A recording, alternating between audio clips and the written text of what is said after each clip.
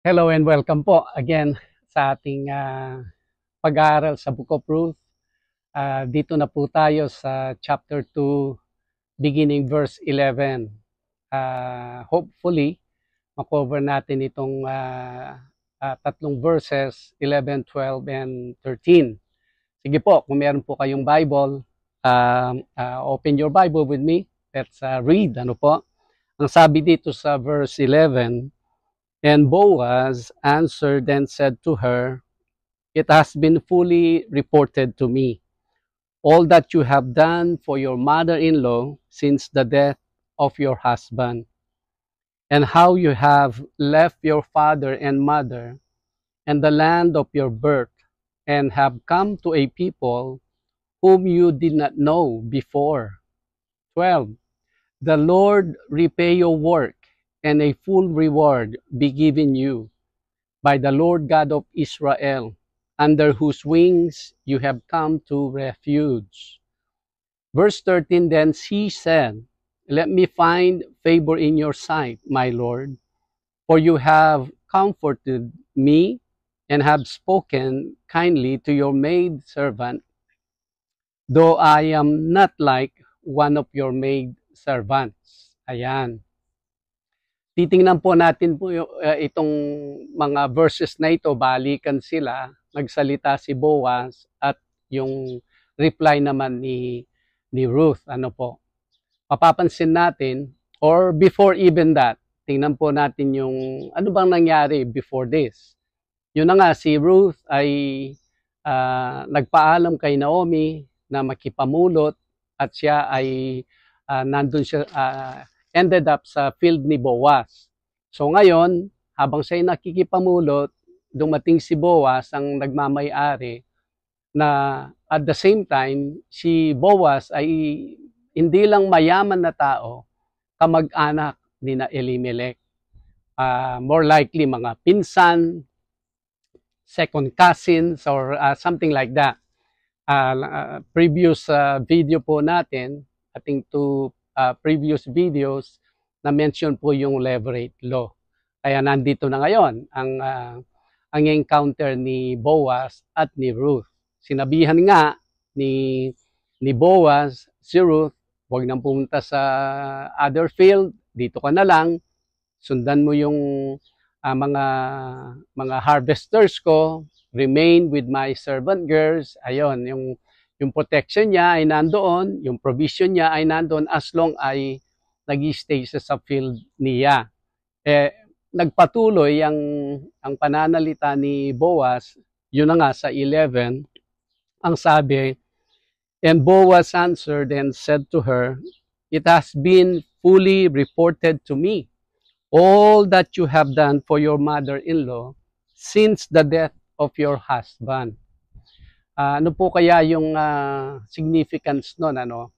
Yung na-report daw, nakarating kay Boaz, yung ginawa ni Ruth kay Naomi since the death of your husband. Meaning, alam po natin, minsan, siyempre, sa relationship na manugang at biyenan, sometimes yung manugang ay nakikisama sa biyenan niya dahil nandun yung asawa niya. All of a sudden, mawawala yung asawa. Mawawala sa picture si Killion na asawa si Malon na asawa ni Ruth. Minsan, lalabas na yung tunay na pagkatao since wala na pala yung asawa. Kaya dito, ang tinake notice at credit ni Boaz ay kung anong ginawa ni Ruth nung nawala na si Malon, at maayos pa rin ang pinakita niyang mga bagay-bagay towards Naomi, hindi po ba? Kaya sometimes we can use that to filter, to assess po yung ating mga kilos. Sometimes, ano ba yung intention natin? Ginagawa ba natin ito dahil merong ganito, dahil merong something na may reason beyond sa ating mga action eh. Kumbaga, yung ano ba talaga yung intention? dito ay napakaganda. Kumbaga talagang kindness ang nanggagaling kay Ruth. Kaya yan ay na-take notice ni Boaz kay Ruth. Sa ating kaya po, ano kaya yung mga ginagawa nating mga good deeds, mga goodwill natin sa ating kapwa-tao na just straight kindness, state generosity, state na kumbaga yung wala tayong other intention but to do something good for that person. Hindi yung gagawin ko to para ayun, hindi yan counted. Hindi yan ma-take notice yan. Kaya yun nawa ang makita natin doon sa line ni Boaz na ang sabi niya, "It has been fully reported to me all that you have done for your mother-in-law since the death of your husband." Kasi commonly, kaya mabait yung manugang sa biyenan dahil nga nandyan yung asawa niya. Di po ba? Okay, continue. "And how you have left your father and your mother and the land of your birth and have come to a people whom you did not know before." Yun na nga, yung detaching from her culture, from her family, and into another people, another culture. Yun din ay nirecognize ni Boaz kay Naomi. Ano po kaya yung correlation noon, parallel niya sa ating? Before we came to know ang ating Panginoong Jesus, Yeshua, ay iba yung set of people that we hang around. Iba po yung set of people na madalas nating kasama at we find spending time with them. Pero pag tayo ay naging Kristiyano, makikita mo willing tayo to start detaching from them and into another set of people. Hindi yung ang kaibahan lang noon hindi ka nag-a-attend ng church, ginagawa mo tong mga activities, you hang out with certain people, and then ngayon naging Kristiyano ka, ay you're still hanging around with them.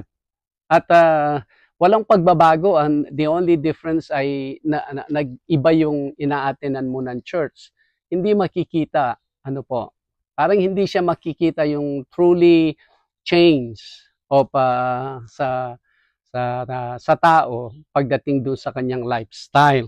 Alright, yun din ay na-take note ni Boaz na para bang we are willing to, sa pagiging Kristiyano, we are willing to detach from certain set of people and to attach naman dito sa mga tao ng Diyos, namely yung mga kapwa Kristiyano natin.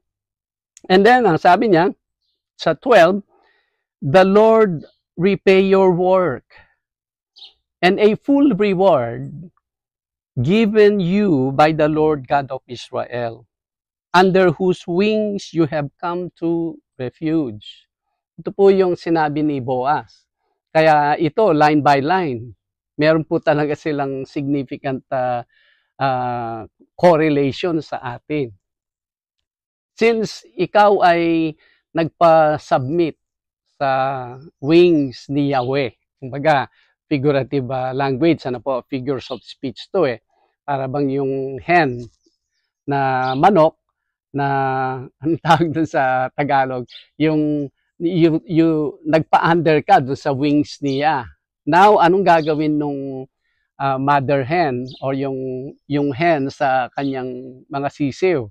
Ganon din ang gagawin ng Panginoon kay Ruth dahil nag-submit siya. Panginoon, I do not know kung ano ang mangyayari, but I trust that you will fully take care of me. Parang ganon ang naging action ni Ruth. Leaving Moab and going to Bethlehem, Judah, Israel, at ngayon ang Diyos niya ngayon ay si Yahweh na, hindi na yung mga Diyos nila sa Moab. Meaning nag-iba yung pinagkakatiwalaan niya. Nag-iba na yung kung ano yung something that will secure her. Di po ba? So, ganoon din po sa atin. Na dati, kung hindi pa po tayo nakakilala sa Panginoon, iba yung mga different things na iniisip natin, only if I can have this, only if I will arrive dito, only if I will accomplish this. Ngayon po, bilang Kristiyano, we look up and we see Yahweh, knowing si Yahweh will take care everything about our buhay. Yon. Now, isa pa pong gusto kong bigyan ng ano dito, yung emphasis ay yung sana si Yahweh, sabi po niya, will repay you. Okay? So, binabanggit niya si Yahweh na i-repay niya, i-reward niya si Ruth sa kanyang ginawa. Pero tingnan po natin si Boaz, siya mismo nire-repay niya. Siya mismo ay blessing, giving her favors. Parang ang ganda, no po? Binabanggit niya si Yahweh, pero siya mismo ay representative ni Yahweh dahil worshiper siya ni Yahweh, si Boaz. Nire-represent niya si Yahweh dito mismo kung ano yung maibigay niya kay Ruth ay binibigay na. Hindi po ba? Yung favor, nandyan na lahat eh. Kaya ganun na lang yung response ni Ruth na bakit po ganito na lang yung favor na binibigyan nyo sa akin since hindi man po ako isa sa mga servant girls ninyo. Di ba? So this is really great favor coming from Boaz, pero ang sinasabi niya, may Yahweh repay you. Balik po tayo or punta tayo sa mga madalas na mga kataga o yung line na sinasabi natin. We always say, God bless you. God bless you. May Yahweh bless you. Di po ba? May Yahweh favor you. Pero kadalasan, hindi naman ikaw na worshiper. Ikaw ay worshiper ng ating Panginoong Diyos. At sasabihin natin sa tao, pagpalaing kanawa ng Panginoon. Pero yung hawak-hawak mo sa disposal mo, hindi po yan nababawasan. Puro salita lang, may Yahweh bless you. Pero ikaw, nandito yung lahat ng mga, kung ano man yung meron ka sa disposal mo, hindi nababawasan. Ang naririnig lang sa atin ay yung salita, pero nawawala po yung participation, nawawala yung representation ni Yahweh na nandito sa atin. Meaning kung tayo ay magsasalita na pagpalaing kanawa ng Diyos, kung ano yung sa disposal mo, nakakarating sa Kanya kasi you are a representative nitong sinasabi mong pagpapalain siya. Ano po ang sinabi sa is it James na paano mo sabihin na sige, God bless you, pero wala ka naman itinulong sa Kanya. Meron po akong naging co-worker sa Las Vegas noon. Isa po siyang Lebanese. At narinig ko sa kanya na ang Lebanese pala parang little Cuba na talagang modern. Nandun yung modernization, nandun yung Western lifestyle sa Lebanon before yung nag-start yung gulo doon. But anyways, ang isang sinabi po niya sa akin, dahil nga sila ay hindi sila magkasundo, hindi nila, kumbaga yung anti-Semitic ay nandun po, lalo na banda sa Middle East, hindi po nila kasundo ang mga Hudyo. Isang bagay na he hated sa mga Hudyo daw, eto ngayon may mga Hudyo na sa Lebanon, doon sa kanilang place, kung ang isang Hudyo ay meron siyang gustong bilhin na isang bagay, nandito lang sa katabi niya, ang gagawin ng Hudyo ay magta-travel pa siya ng 1 kilometro, 2 kilometro, dahil yung shop na susunod ay Hudyo, nandoon siya. Ganun na lang yung kanilang, how they patronize each other. Kumbaga, ganun yung tulungan ng mga Hudyo. Kaya sa Bible po, makita mo yung kaisipan na yan, ang sabi ng Panginoon, kung kayo ay tatalima sa aking mga instructions, hindi kayo magiging tail. Ano ba yung tail sa Tagalog? You will not be a tail. You will be the head. Ikaw yung ulo. Hindi kayo ang tail, meaning you will continue to lead. Hindi yung sasama-sama lang kayo. Nasa buntot. Yan. Hindi kayo buntot, kundi kayo yung head. O, ganun ang practice ng mga Hudyo.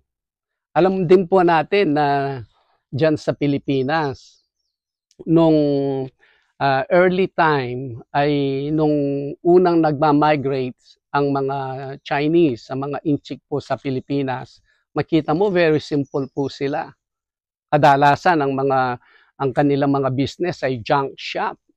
At natatandaan ko dyan ay naka-boxer lang sila na payat na makita mo kumakain ng lugaw, pero ang hindi po natin alam ay ang mga Inchik, they help each other.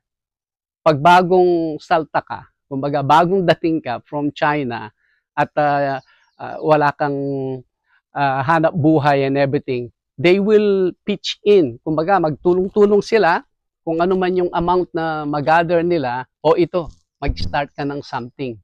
Yung mga product namin, ito, kung gusto mo mag-start ng negosyo, tulong-tulong po sila para magkaroon ng start yung kapwa Inchik nila. Sino pong mga Inchik ngayon sa Pilipinas? Halos sila po ang nagmamay-ari sa mga malalaking company. Ano po? We talk about ano po yung sino yung Inchik na descent na na-mention ko the last episode. Ito po si Lucio Ton na lang. Di po ba Chinese descent din niya? Nag-start po sila ng ganyan, but they help each other. Kung ito po kaya makita natin sa mga Kristiyano, hindi lang salita. Talk is cheap, ika nga. Pero yung talagang makita mo ang isang tao, nag-commit siya at wala na siyang ibang gagawin, kundi yung matutunan niya ang Panginoon, matutunan niya ang salita ng Panginoon, makapamuhay siya ng tama sa harap ng Panginoon at sa serbisyo niya sa kanyang tao. Do we look at them as someone we can invest ang ating, or we can pour ang ating resources sa taong ito? Or we just say, "Uy, God bless you." At times, or many times, instead na tulungan natin siya na mag-pursue yung kanyang direction, kinaiinggitan pa natin. Dahil makita natin yung masigasig siya sa kanyang newfound life in Christ, masigasig siyang mag-aral, masigasig siyang maglingkod, maiinggit pa tayo instead na, alam mo kapatid, nakikita ko, wala kang ganito, eto, gamitin mo na ito, God bless you. Yun po ang ginawa ni Boaz kay Ruth. Na ang sabi po niya, the Lord repay your work and full reward be given you by the Lord God of Israel, under whose wings you have come to refuge.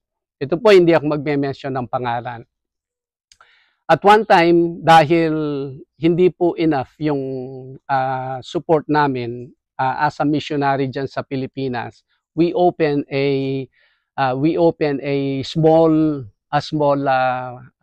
merienda, yung pong sagu shake.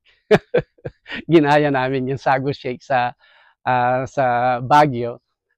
Sa mga SM, ano po. Ito nangyari po ito sa Baguio. And then ito ngayon.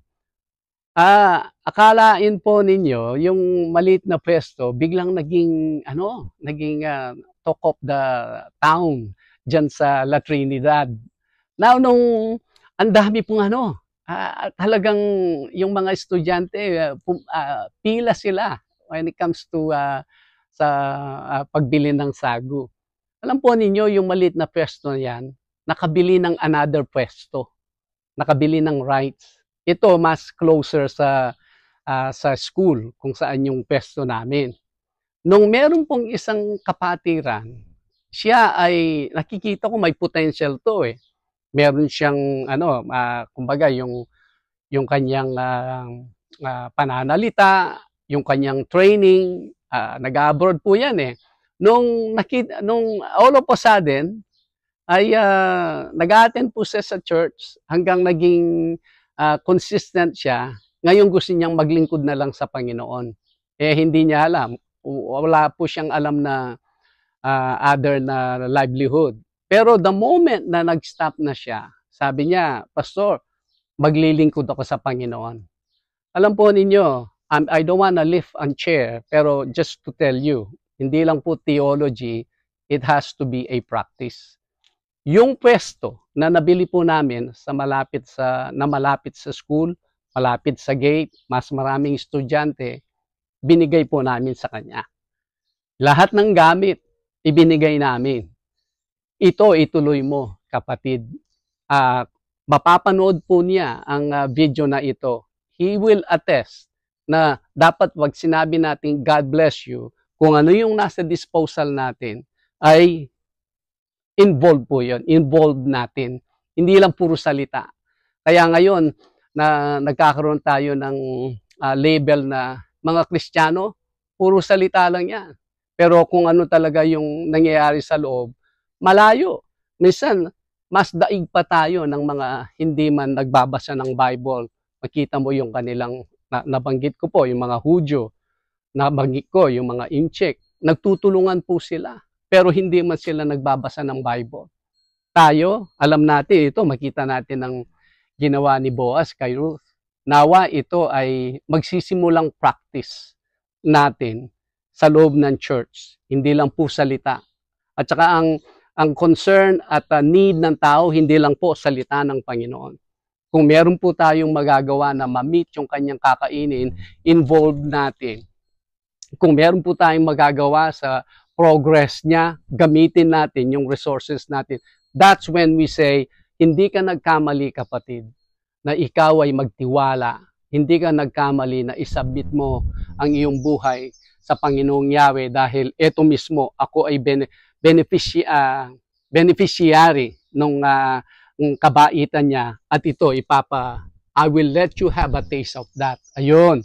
Kung ganun pong mangyayari, napakaraming mga tao na they will see God in action by His very people. Ito po, sabi niya sa 13, dito tayo magtatapos. Then she said, let me find favor in your sight, my Lord, for you have comforted me and have spoken kindly to your maidservant, though I am not like one of your maidservants.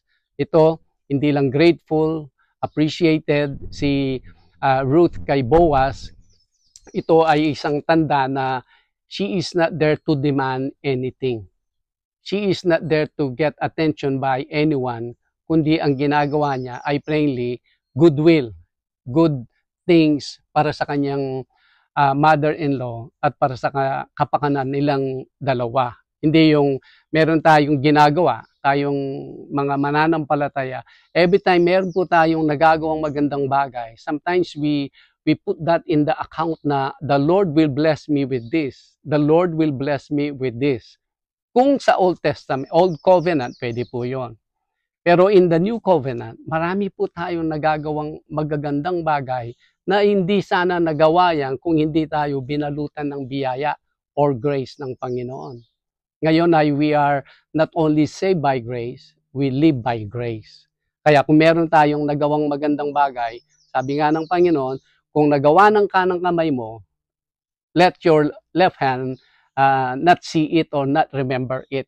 Kaya lahat ng nagagawa natin, na-accomplish natin, na-contribute nating magagandang bagay, whether sa ating kapwa o sa gawain, it is forget na po yan. Forget meaning, hindi po tayo, alam mo, yung ginawa kong something sa iyo, ito ginawa ko sa iyo. Bakit? That is by flesh, not by grace. Pag by grace po siya, ano man yung ginawa natin sa kapwa natin, that is done. Dahil hindi natin magagawa yun kung kindness man siya, kung generosity man siya, kung hindi po ang grace ng Panginoon. Kasi by nature tayo selfish By nature tayo ay makasarili at madamot. Hindi po ba? Yun. Kaya yun ang pwede nating pagpulutan ng lesson po dito sa mga verses na ito. Verses 11, 12, and 13. Nawa, meron po tayong natutunan sa mga verses na ito. Salamat po. Again, si Pastor Rameses Gambo po ito. Inviting you to continue to watch. Kung pwede po, mag-subscribe kayo ay para dumami yung ating mga followers, makita ng YouTube at ma-recommend pa itong mga videos natin sa mga maraming mga Tagalog understanding na Pilipino tulad natin. Yes? Sige po. Again, God bless you and shalom.